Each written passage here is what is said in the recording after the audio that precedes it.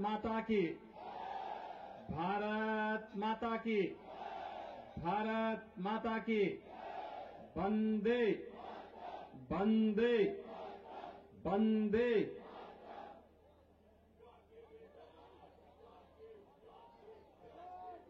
लोकप्रिय सांसद पद्मश्री श्री हंसराज हंस जी, अलीगढ़ से लोकप्रिय सांसद श्री सतीश गौतम जी, इस विधानसभा क्षेत्र के प्रभारी श्री विनोद सहरावत जी, संयोजक विनोद भारद्वाज जी, व्यवस्था प्रमुख नरेश खत्री जी, पूर्व चेयरमैन मोहन भारद्वाज जी, भारतीय जनता पार्टी के सभी मंडल अध्यक्षगण, निगम पार्षदगण, पूर्व निगम पार्षदगण,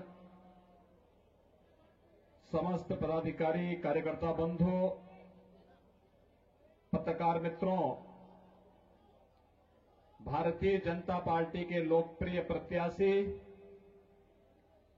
श्री नील दमन खत्री जी के समर्थन में आप सब से अपील करने के लिए मैं विशेष रूप से इस नरेला विधानसभा क्षेत्र में आपके बीच में उपस्थित हुआ हूं। भाइयों बहनों, दिल्ली विधानसभा का चुनाव चल रहा है। पूरे देश की निगाहें दिल्ली पर इस समय दो कारणों से जुड़ी हुई हैं। मैं इन कारणों पर आपके सामने विस्तार से बोलूंगा, लेकिन इससे पहले मैं आप सबका अभिनंदन करूंगा कि लोकसभा चुनाव में आप सबने मोदी जी के आह्वान पर भारतीय जनता पार्टी के सभी प्रत्याशियों को जिताया है। श्री हंसराज हंस जी उसमें से एक हैं, मंच पर विराजमान हैं। मैं आप सबका हृदय से अभिनंदन करता हूं।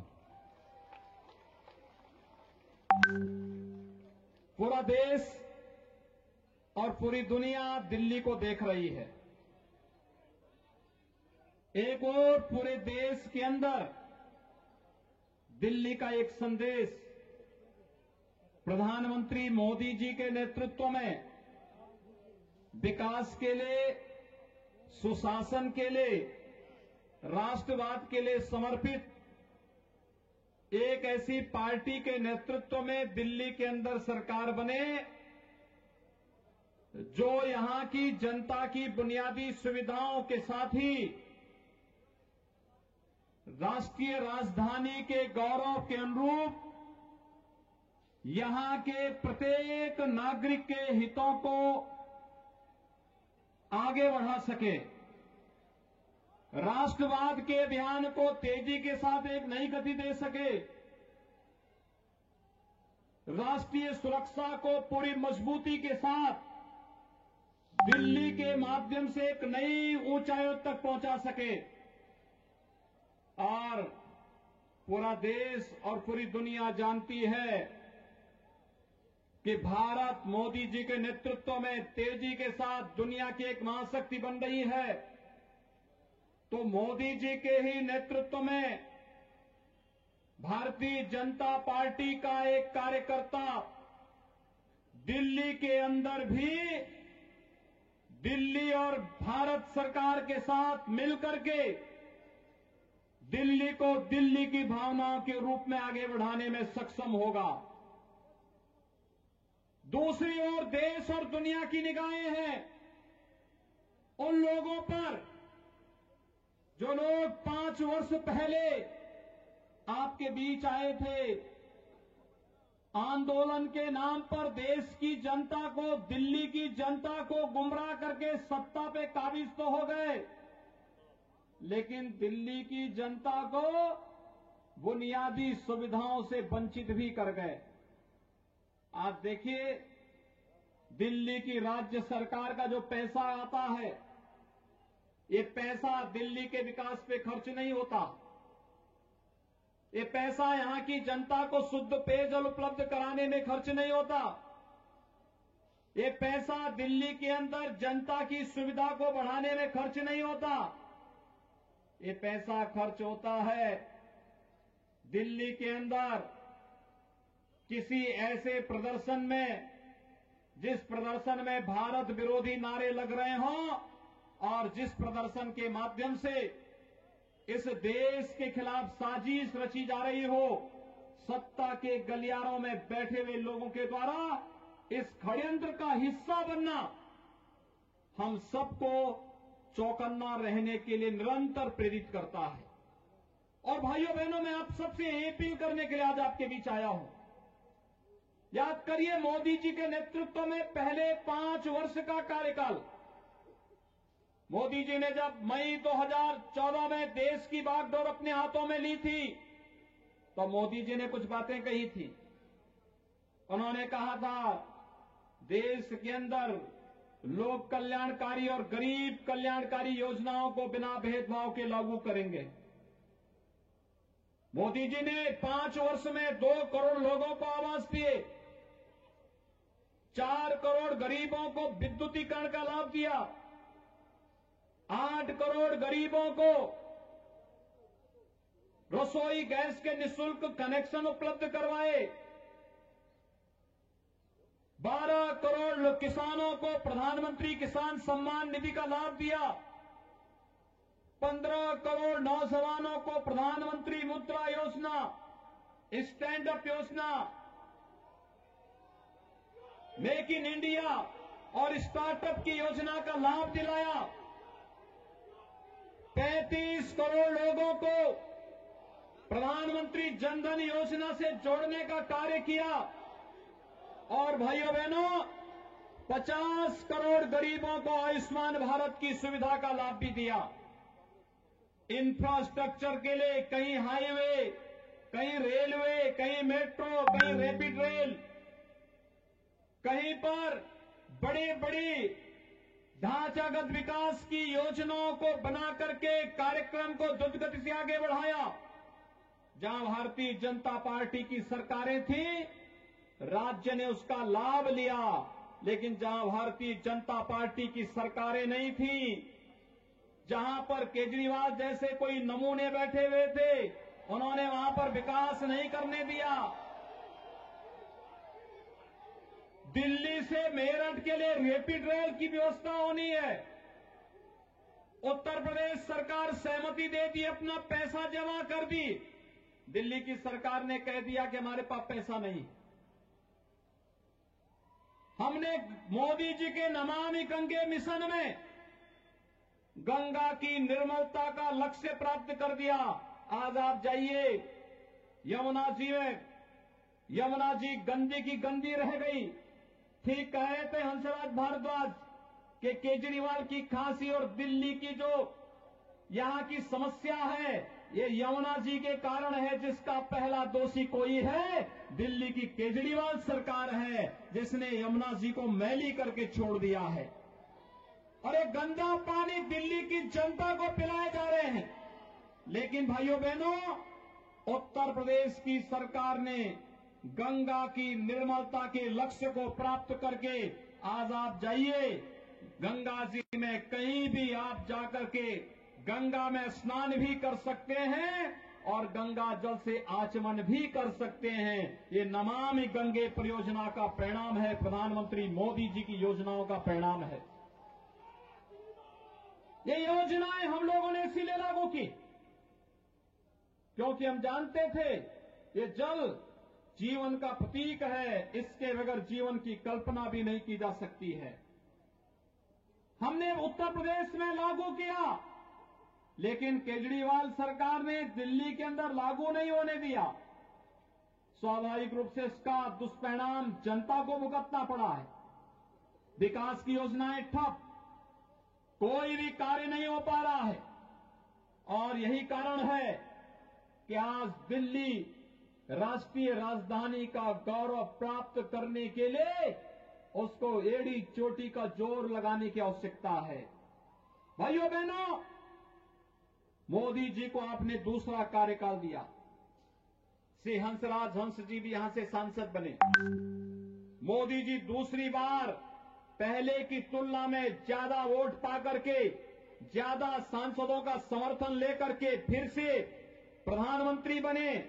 और प्रधानमंत्री के रूप में मोदी जी ने कहा कि जन आकांक्षाओं की पूर्ति के लिए कार्य करेंगे।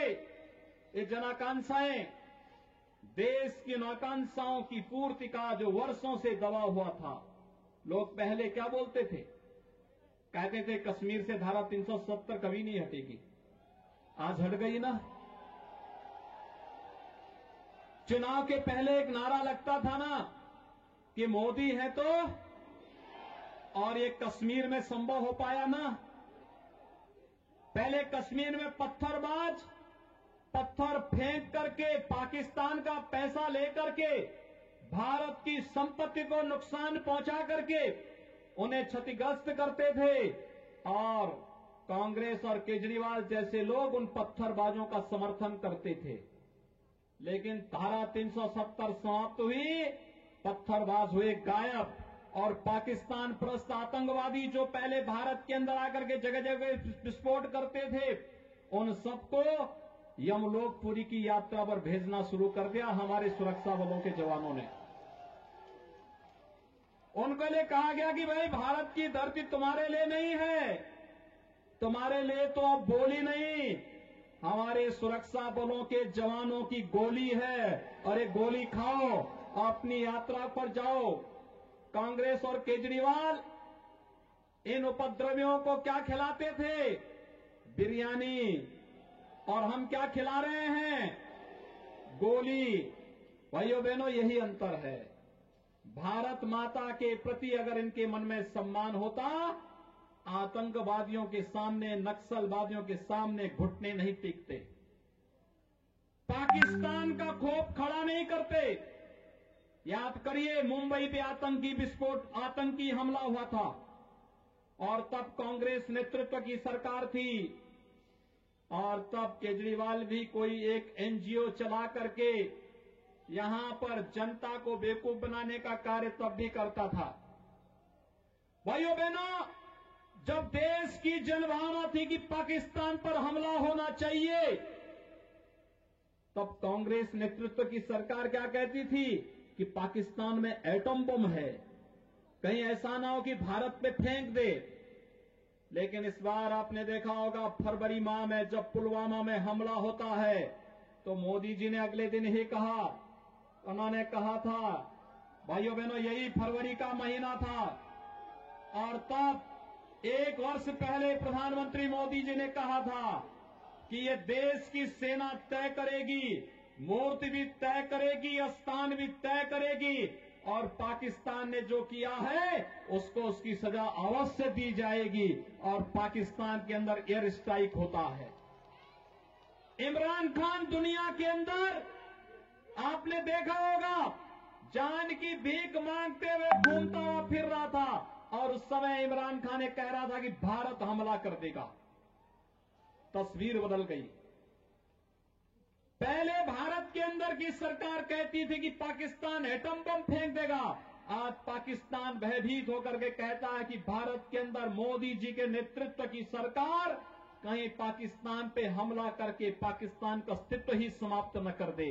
भारत के दुश्मन, पाकिस्तान की भाषा बोलने वाले लोग आज जगह जगह धरना प्रदर्शन करके भारत की व्यवस्था को जैसे अव्यवस्था पैदा करने का कार्य कर रहे हैं। भाइयों बहनों, ये जो धरने नागरिकता कानून के विरोध में जगह जगह किए जा रहे हैं, और पाकिस्तान के एक मंत्री के द्वारा केजरीवाल के समर्थन में बयान जारी करना, ये सब कड़ी एक दूसरे के साथ जोड़ता हुआ दिखाई देता है। और यही अपील करने के लिए आज हम सब आपके बीच आए हैं। आपने देखा होगा, कश्मीर में धारा 370 समाप्त हुई, 3 तलाक की कुप्रथा सदैव के लिए समाप्त हो गई। महिला सशक्तिकरण का नारा आज केवल नारा नहीं, ये हकीकत बन चुका है। और महिला सशक्तिकरण के माध्यम से 3 तलाक की कुप्रथा को सदैव समाप्त करने के लिए प्रधानमंत्री मोदी जी का, गृह मंत्री अमित शाह जी का अभिनंदन होना चाहिए। और इस अभिनंदन के लिए आज मैं आपके पास आया हूं कि भाइयों बहनों, यही राष्ट्रीय आकांक्षाएं हैं कि देश में आतंकवाद की प्रतीक, अलगाववाद की प्रतीक, भेदभाव के प्रतीक, इस प्रकार के जितने भी कानून हैं जो भारत में अलगाववाद को पैदा करते हो, विभेद को पैदा करते हो, इन सबको समाप्त करने के लिए जो कदम उठाए जा रहे हैं, उन कदमों की अगली श्रृंखला में ये नागरिकता कानून भी है। हम सब जानते हैं, ये तो पाकिस्तान, अफगानिस्तान और बांग्लादेश के हिंदू, सिख, बौद्ध, जैन, पारसी, ईसाई जो वहां पे पीड़ित हैं, प्रताड़ित हैं, उनको नागरिकता देने का कानून है। ये नागरिकता लेने का कानून नहीं। लेकिन इस सब के बावजूद आप देख रहे होंगे धरना देकर के कैसे भ्रम की स्थिति पैदा करने का प्रयास हो रहा है। ये जानबूझ करके शरारतन देश के माहौल को खराब करने की साजिश का हिस्सा है। जो लोग एक भारत श्रेष्ठ भारत की मोदी जी के इस अभियान का विरोध कर रहे हैं, वही लोग जगह जगह धरना प्रदर्शन करके भारत के खिलाफ वातावरण बनाने का कार्य कर रहे हैं। देश के अंदर अनावश्यक रूप से जनता को गुमराह करने का कार्य कर रहे हैं। और वही लोग हैं जिनके समर्थन में आज पाकिस्तान के मंत्री और पाकिस्तान की सरकार बयान जारी करके अपील कर रही है कि दिल्ली के अंदर मोदी के नेतृत्व में सरकार नहीं आनी चाहिए। उन्हें भय है कि मोदी जी के नेतृत्व की सरकार भारत को दुनिया की महाशक्ति बनाएगी, और भारत को दुनिया की महाशक्ति बनने का मतलब पाकिस्तान का इतिहास से नाम समाप्त होना। ये वही लोग हैं, याद करिए, कांग्रेस नेतृत्व का कांग्रेस का एक नेता, कांग्रेस पार्टी के एक नेता के द्वारा सुप्रीम कोर्ट में कहा जाना कि अयोध्या में राम जन्मभूमि का फैसला नहीं होना चाहिए। कांग्रेस के एक नेता ने कहा था ना। और भाइयों बहनों, 500 वर्षों के बाद आप में से जितने भी लोग 35-40 वर्ष के होंगे, वह हर व्यक्ति अयोध्या में राम जन्मभूमि आंदोलन के साथ प्रत्यक्ष और अप्रत्यक्ष रूप से जुड़ा रहा है। जिनकी उम्र कम है, उनके परिवार का कोई न कोई सदस्य किसी न किसी रूप में इस अभियान के साथ जुड़ा रहा है। कांग्रेस जिस मामले को लटकाती थी, क्योंकि कांग्रेस से पहले अंग्रेजों का शासन था, अंग्रेज भी लटकाते थे। उससे पहले मुगलों का शासन था। मुगल कब चाहता कि भारत के अंदर भारत के गौरव की पुनर्स्थापना हो, लेकिन मोदी जी आए और मोदी जी के आने के दूसरे कार्यकाल में अयोध्या में 500 वर्षों से लटके हुए श्री राम जन्मभूमि से संबंधित मामले का समाधान होता है। आप सबको मैं बधाई देता हूं। अयोध्या में भगवान राम का भव्य मंदिर के निर्माण का मार्ग प्रशस्त हुआ है। अयोध्या में भगवान राम का भव्य मंदिर का निर्माण होने जा रहा है। कोई संदेह किसी को नहीं होना चाहिए।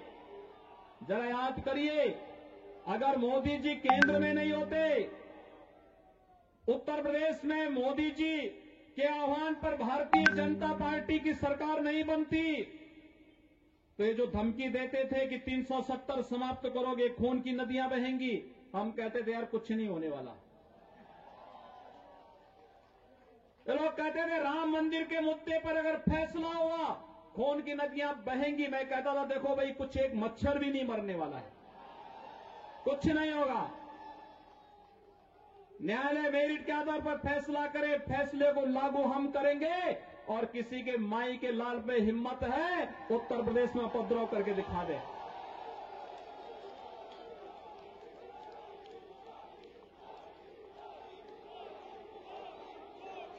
भाइयों बहनों, उत्तर प्रदेश, यहां दिल्ली के बहुत सारे लोग जाते होंगे हरिद्वार में कांवड़ यात्रा में। पहले कांवड़ यात्रा में कांग्रेस की सरकार रही हो कांग्रेस के जितने भी सहयोगी दल है, केजरीवाल के नेतृत्व के जितने भी इनके सहयोगी दल हैं जो इनके लिए वोट मांग रहे हैं, इनकी सरकारें उत्तर प्रदेश में रही हैं। इन्होंने कावड़ यात्रा उत्तर प्रदेश के अंदर बंद कर दी थी, नहीं चलने देते थे, प्रतिबंध लगा दिया। डीजे नहीं बजेगा, शंख नहीं बजेगा, घंट नहीं बजेगा, घड़ियाल नहीं बजेगा, पंडाल नहीं लगेंगे। तो जब मेरे पास ये प्रस्ताव आया कि पहले ये होता था, मैंने कहा भाई ये भगवान शिव की भक्तों की यात्रा है, ये शव यात्रा नहीं है। इसमें सब बजेंगे, इसमें डीजे भी बजेगा, शंख भी बजेगा, घड़ियाल भी बजेगा, नगाड़े भी बजेंगे और इनके स्वागत की तैयारी जगह जगह करो और हेलीकॉप्टर से पुष्प वर्षा भी करते जाओ, कोई प्रतिबंध नहीं। लोगों ने कहा कि इतनी बड़ी संख्या में श्रद्धालु आएंगे, दिल्ली से, राजस्थान से, पंजाब से, हरियाणा से, उत्तराखंड से, उत्तर प्रदेश से, अन्य राज्यों से आएंगे, कौन सुरक्षा देगा? अरे हमने कहा ये हमारी जिम्मेदारी है सुरक्षा देना। लोगों ने कहा कि लोग हमला करेंगे, तो हमने एक बात कही, भाइयों बहनों, मैंने बात साफ कही। मैंने कहा देखो भाई, भगवान शिव की भक्तों की यात्रा है, कोई व्यवधान डालना चाहता है तो उसको तय करना है। अगर वो व्यवधान डालेगा हम उसको गोली से समझाएंगे, व्यवधान डाल करके दंगा कराएगा तो गोली उसको समझा देगी। और भाइयों बहनों, 4 करोड़ से अधिक श्रद्धालु आते हैं, कहीं भी कोई बाल बांका नहीं होता, बहुत शांतिपूर्ण ढंग से भजन गाते हुए लोग जाते हैं, शिवालयों में जलाभिषेक करते हैं, भारत की आस्था के प्रति अपनी श्रद्धा व्यक्त करते हुए एक भारत श्रेष्ठ भारत के निर्माण के लिए अपने आप को संकल्पित करते हैं। यही तो भारत के अंदर कावड़ यात्रा का महत्व है। देश के अंदर 12 ज्योतिर्लिंगों की स्थापना इसी हेतु तो की गई और अयोध्या में भगवान राम का भव्य मंदिर के निर्माण का मार्ग प्रशस्त होना भारत की इसी आस्था को प्रखरता के साथ आगे बढ़ाने का अभियान है। और आप सबसे मैं यही अपील करने के लिए आया हूं, इस शाहीन बाग में जो लोग धरना प्रदर्शन कर रहे हैं, आप इनकी मानसिकता को समझ लीजिए। इन लोगों से पूछिए धरना प्रदर्शन किस काम का। उत्तर प्रदेश में भी इन्होंने एक दिन उपद्रव करने का प्रयास किया। मैंने कभी इनका वीडियो फुटेज बनाओ और इनसे जितनी संपत्ति डैमेज करते हैं इनसे वसूली भी कर लो, और पूरी वसूली हो रही है। जो पैसा देने में आनाकानी कर रहा है तो उसकी संपत्ति को सीज भी किया जा रहा है। जो देश के सुरक्षा के साथ सेंध लगाना चाहते हैं, जनता की बुनियादी सुविधाओं पर सेंध लगा करके उपद्रवी तत्वों को बिरयानी खिलाना चाहते हैं, पाकिस्तान और देश के दुश्मनों की भाषा बोलना चाहते हैं, इन लोगों से सावधान होने की आवश्यकता है। और भाइयों बहनों, इसका सबसे अच्छा माध्यम है चुनाव। ये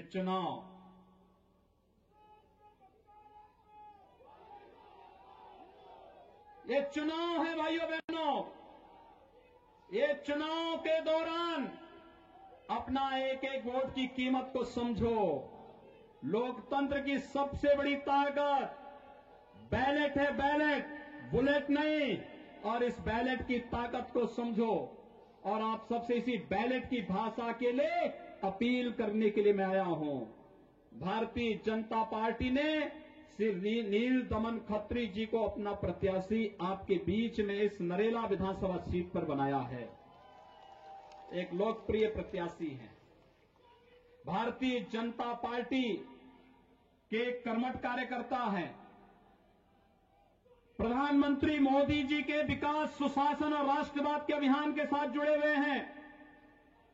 एक भारत श्रेष्ठ भारत के अभियान के हिस्से हैं और एक भारत श्रेष्ठ भारत के इस अभियान का हिस्सा बनकर के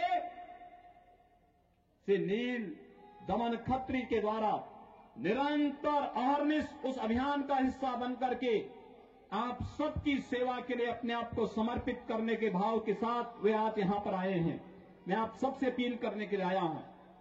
इतनी बड़ी संख्या में आप आए हैं, आप अगर सभी संकल्पित हो जाएं एक एक व्यक्ति श्री नीलदमन खत्री जी के समर्थन में 10-10 वोटों को जनसंपर्क का आधार बना करके 8 फरवरी को मतदान करवा लें तो श्री नीलदमन खत्री के सामने विपक्षी दलों के सभी प्रत्याशियों की जमानत होगी जब्त और भारतीय जनता पार्टी का प्रत्याशी भारी बहुमत से चुनाव जीतेगा। और यही अपील करने के लिए आप सबसे आया हूं कि श्री नीलदमन खत्री को भारी मतों से कमल चुनाव चिन्ह पर आप विजयी बनाएं, मोदी जी के विकास, सुशासन और राष्ट्रवाद के अभियान को आगे बढ़ाएं। यही अपील करते हुए वाणी को देता हूं विराम। जय जय श्री राम।